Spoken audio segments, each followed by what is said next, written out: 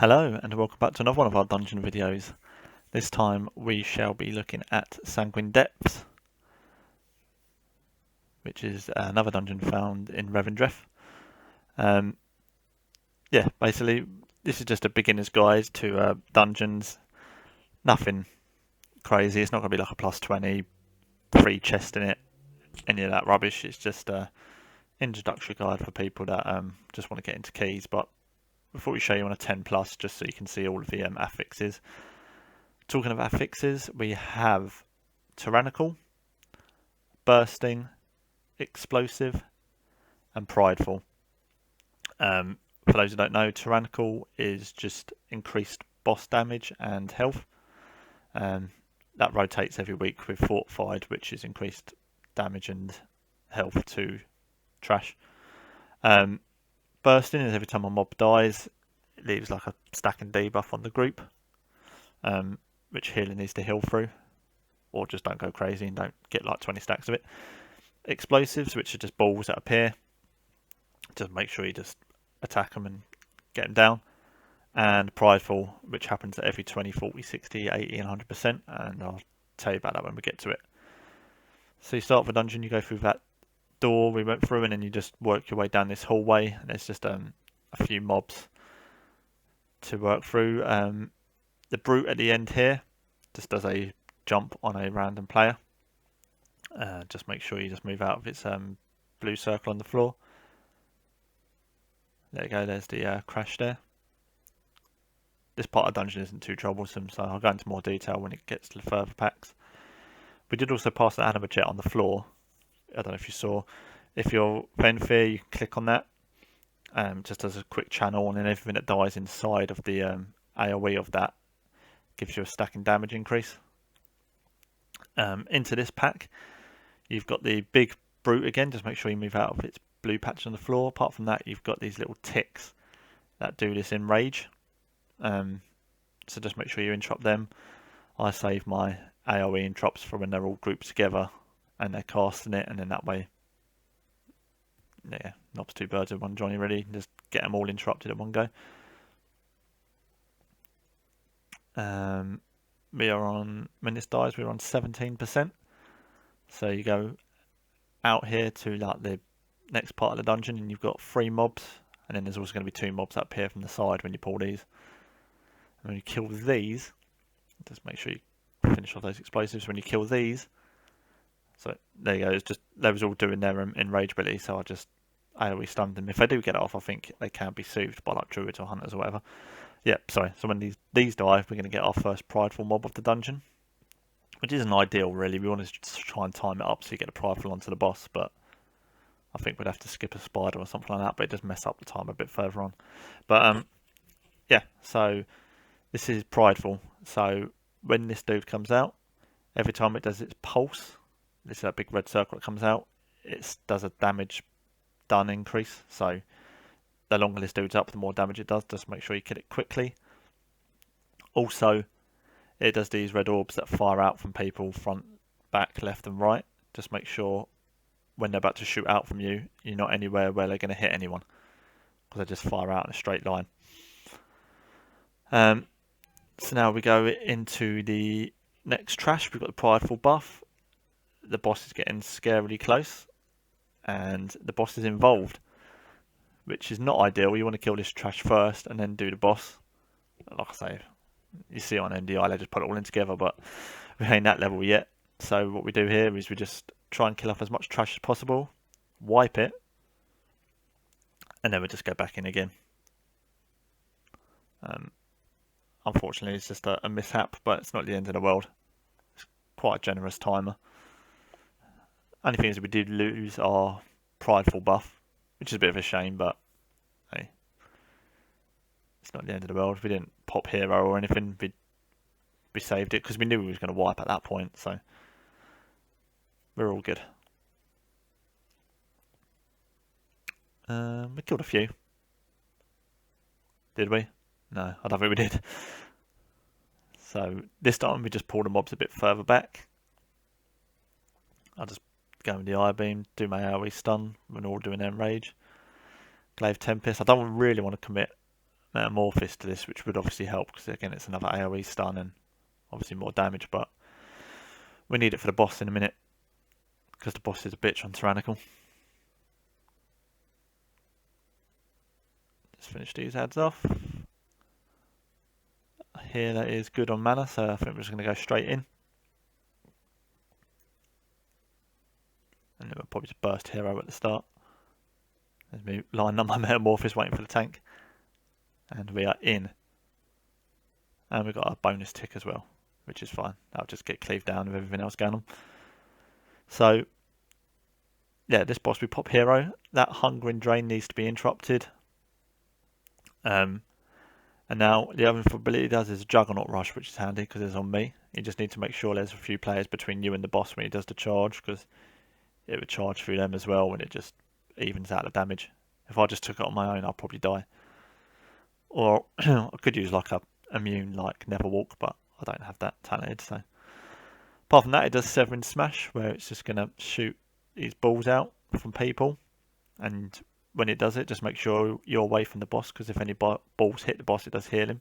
So when you see that cast coming, just move away, get hit, spawn your balls, run into the balls, so it soaks them up, and then just get back on the boss. Apart from that, there's like a headbutt ability on the tank, who just needs to use a cooldown every time it comes out. And yeah, that is the first boss. If we had Prideful, probably would have been dead by now, but hey, that's another story. Severing Smash again, so we all start moving back. There's the balls, running, soak them. I'll pop to health pot there because it does do a lot of damage, and I'm just trying to help the healer out a little bit.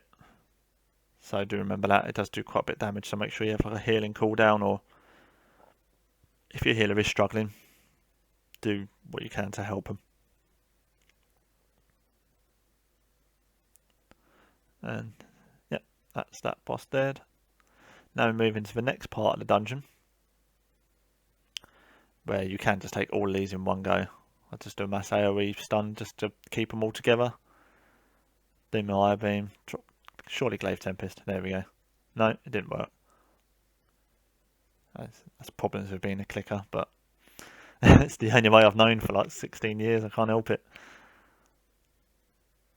These just do a few casts that just need to be interrupted. They're not too troublesome, these packs.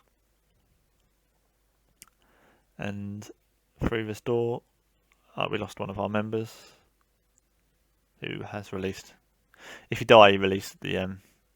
Once you've killed the first boss, you release the first boss, so it's not too much of an issue. We've got the Sentinels here. We just do a slice in a cone. Apart from that, it does this Craggy Fracture coming at you. Just make sure you move out of that.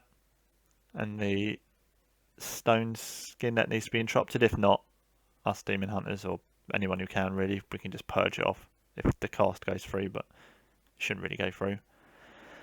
Now we start getting to the beastie mobs of the dungeon. So you've got an Overseer here. We put a skull on it.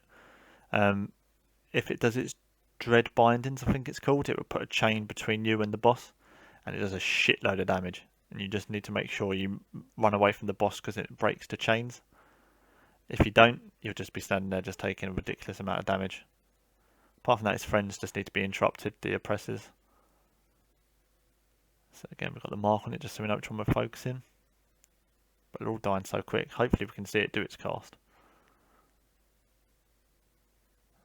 There you go, Dread Binding. So it's put a chain between all of us. So I just vengeful retreat backwards. The mob just died anyway, so the chains didn't really get to do much damage. But we've got our next Prideful anyway.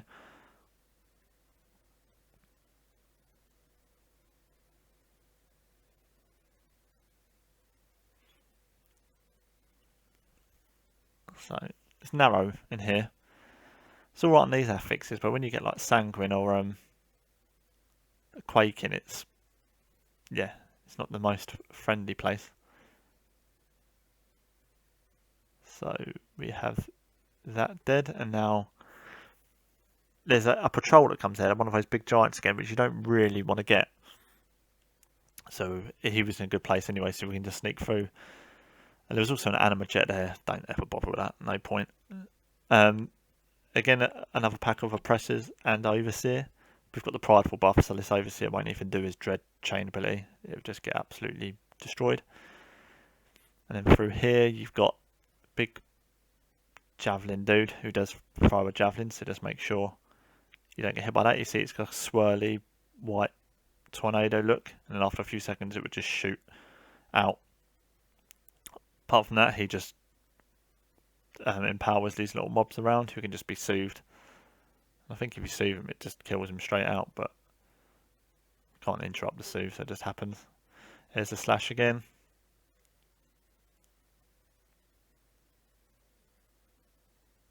And it's dead. Clearing off all the explosives. Now we're into the next part of the dungeon, which is a big circular room leading up to the second boss. You can go either way. We've always gone left. But whatever, either way leads you out to the second boss. A few things to watch out for in this trash is the not these mobs, but the mobs coming up in a minute that drop red shit on the floor. Just make sure you just move out of that because it does do quite a bit of painful damage. Interrupts the barbed cast. I always go on about interrupts and purge, but I'm just massive about it. It's so important, so helpful. There's that little stupid mob that just got obliterated. I don't even know what that does. It just dies so fast. But we're going to the Fury Remnant because that's the one that leaves the red shit on the floor. I don't know if it's Explosive Anger, which was interrupted, or when it dies, but we didn't get any there, so it must be the Explosive Anger cast. And you've got these gargoyles here on the right. There's 3 of them leading up to the boss. Only one of them will come alive, but it's random which one. I'm hovering over this anima jet. They're a bit of a bitch to pull these trash back. So there's almost no point even using that. Just yeah. By the time we've dragged it back, they'll be dead anyway. So it's the growing mistrust. See, it's left the red patch on the floor. We just pull them out of it, and you're fine. What we need to be careful of here is this patrol. You don't want to commit too much to a pack and then realise that patrol's coming down the road because, yeah, it's not an ideal combination because you'll just end up fighting shitloads of mobs with red stuff anywhere. We're close to that Gargon, and luckily it's not one that's going to come alive. Otherwise that could have been a mess. But red shit on the floor, move out of it. And just let that one just do its research at the back. It's been a knob about it. And now we've got the second Prideful, which is all fun with everything else happening at the same time.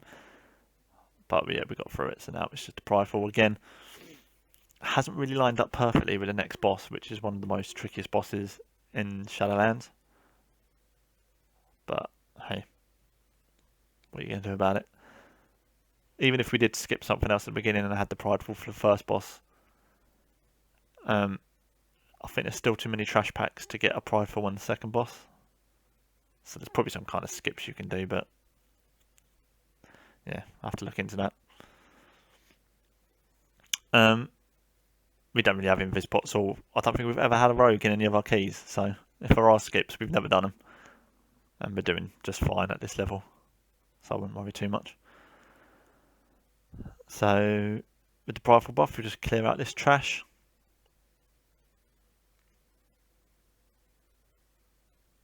And then,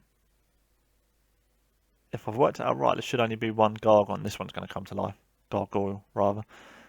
Yeah. So this is the one that does that Craggy Fracture ability. Just move out of it. And then we're going to be on to the second boss. And we're probably going to have about 5 seconds of Prideful buff on it, which is absolutely fantastic. Or none.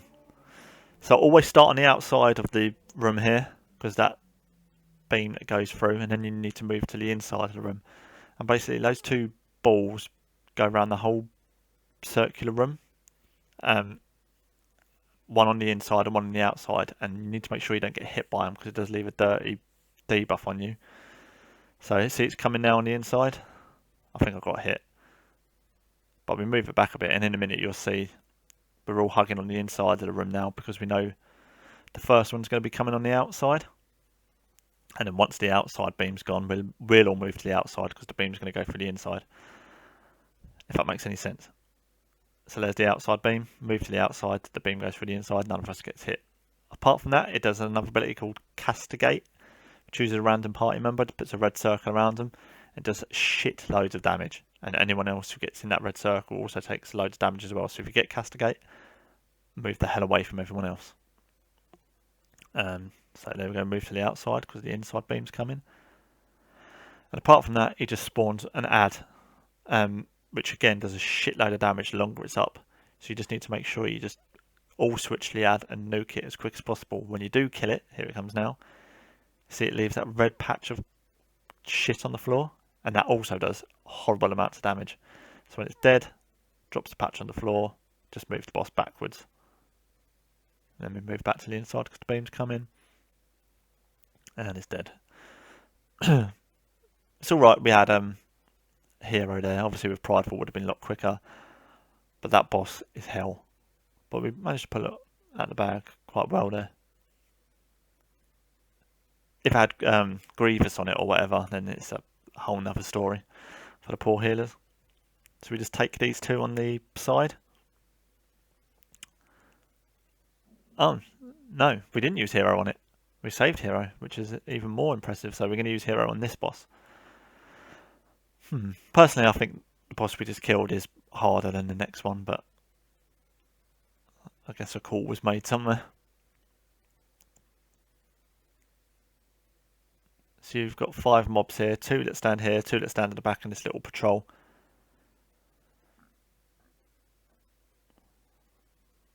We just take this one on its own. You can take it with the other pack at the back, but it was just in a shit place and we've got time. Even with that wipe on the first boss, we've still got time. 23 minutes to do 2 bosses and a gauntlet is not too bad. So you can afford to just pace yourself in this dungeon. Don't go absolutely crazy. At +10 that is, you do have time. Unless you're worried about +3 in it and then you need to pull your finger out and get a groove on. But anyway, this boss is dead. We are now on to the third boss, Iron Spikes, which is coming out on the tank now. Starts off doing little damage. By the end of it, does a shit ton of damage. So just make sure you always have a cooldown up for Iron Spikes, and the healers just make sure you're aware of it. Apart from that, there's this ability here where it drops these little yellow orbs on the floor. For each one you pick up, you take 20% reduced damage for a little bit. So don't be stingy. I think there's only 15 balls that drop. So obviously every player wants to get at least 3 each, because then that's 60% reduced damage each. If one player gets greedy and just takes about 8 of them, it's a bit overkill when everyone else is going to be left with less. So yeah, aim for 3 balls each. And apart from that, so here come the balls there. So I've jumped back because I'm quite mobile, so I can let other people nearer get it. I've taken 3. I'm saving that last one if anyone wants it. No one took it, but hey, doesn't matter. And then it goes straight into this endless torment, which is these yellow patches on the floor. Just make sure you just move out of them. They're quite easy to avoid. And that is it for the bosses doing the Iron Sparks. I've got my Metamorphosis here, and I can't remember what I do, but looking back on it now, I'd save it for a pack coming up in a minute. Am I good, Matt? Do I do that? Or do I do a stupid manoeuvre here? Anyway, we'll write about that in a minute. That's my 1, 2, 3 balls. Yeah. I think the balls reduce the damage of that ritual burst after the cast has been done. But yeah, easy with Hero. Got destroyed. I put a darkness down just to help the tank out because, like I say, it does do a shitload of damage. But I could have saved it up on the Hell pack coming up. Up here, there's this Nuru thing, wherever it is. Just pick it up and it gives the player who touched it a shield, which you need to use on certain abilities coming up. Anyone who stands inside the shield takes reduced damage, so I mean, you can use it whenever, but if it's an actual ability you need to save it for. Apart from that, we pulled the trash out here. mainly for the sole reason of line of sight and all the explosives that were going to come with it. That was a good beam there by the druid, stopped everyone's casting. And then these will die. We missed Prideful by like 0.3%, which is very frustrating because we're going to get it in this pack. And this pack is awful because you've got the Overseer on the left, which does the chain ability. Try to CC it, and that didn't work at all. You've got the Sentinel, who's the one who's doing that Craggy Fracture coming at you ability, which you need to move out of. But the main mob here is the Mist Dancer, so we've put a skull on it. There was also one earlier in the dungeon I forgot to mention, but it summons these echoes out, that echoing thrust. You just need to make sure you sidestep it, and the longer it's up, the more echoing thrust it does. But we pump everything we can into that. And also, see, we had the chains on us, so I had to leap back from the chains, but I fell into the Craggy Fracture ability. It all fucking goes on in this pack, which is why I did save my Metamorphosis for it, which is a good idea. There's me stunning my healer, which was handy. Definitely what you want when you've got 3 of the trickiest mobs and the prideful. But see, we put the tank used the shield ability there, put it down just to reduce the damage of all of us. And we get the prideful, which is good. And then we're going to take it into the gauntlet. Ideally, you want when we killed the trash pack before this, then get the prideful and then go in with the prideful into that horrible pack we just killed, but we've missed something somewhere. But we're on 85%, which is kind of good base to where you want to be. And now it's the gauntlet. So you have General Cal, which is the boss. You get him down 10% each time. And when he reaches his 10% threshold, he will then go immune for a little bit and disappear back to the next trash pack. Apart from that, you've got Gargons that constantly spawn and then run towards the group. They're easy to kill, just make sure you just nuke them down quickly. And apart from that, you've got some other mobs, can't remember the name of them, we'll have a look in a minute, who just do loads of casts on the group. So you just need to interrupt them or just AoE stun them or like a druid beam. So that's the Gloom Scroll thing. When the boss casts that, as well as in the boss fight at the end, whoever has the shield needs to make sure they put it on the floor and everyone gathers inside and does reduced damage. If you're not in it as well, you also get knocked back. On the last boss, that can be problematic because you're on the platform and you could fly off the edge. Just make sure you get used to hugging in that. He's on 91% now, so we should piss off. There he goes.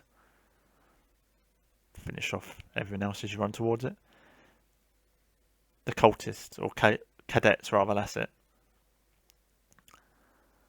Here I get the Anima Orb because we're now going to be killing a lot of stuff in this circle, and everything we kill does a 5% damage increase to us. So you see on the right hand side of my screen at the top right, I've got 2 stacks of it. That's my AoE stun, so I can just nuke them all down. 4 stacks, because everything's dying in this little aura of that anima thing. It sucks it all up and gives us a massive damage increase. Gloom Scroll, get inside it, nuke everything down. And everything that gets killed in it as well refreshes the duration. So we're on 10 stacks now, which is a 50% damage increase, I think it is, and we can just carry it forward. Only lasts a minute, but it's better than nothing. It is very powerful. I think it's going to get buffed as well at some point. Yeah, make sure you just keep killing these, kill the explosives as well. And this part can be a bit annoying with explosives because there's so many mobs and so many balls. But you see the boss is on 77% now. When he gets to 71, he'll disappear again. I think that's the final time actually. When he reaches 71, he will then just piss off until the rest of the trash is dead, and then you actually fight him properly. Trash dies so quick now with that buff. It's not the end of the world if you don't have a Venfear. This gauntlet isn't the end of the world.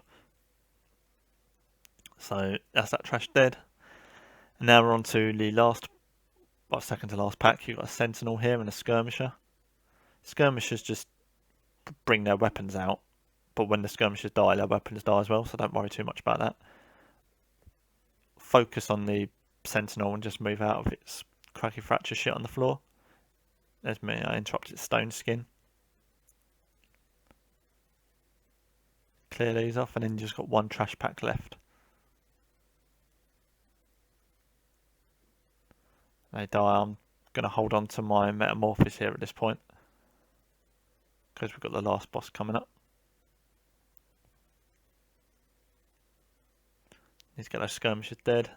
There you go. That's their weapon, but just fuck off now. There you go.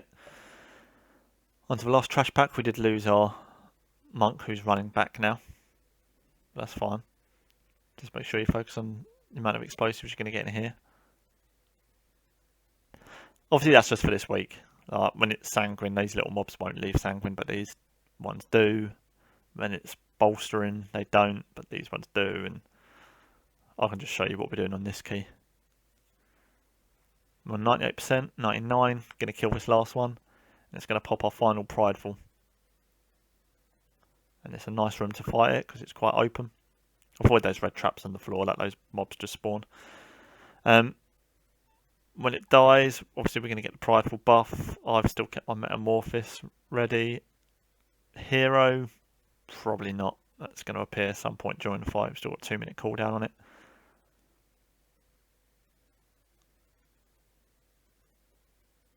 So it's nearly dead.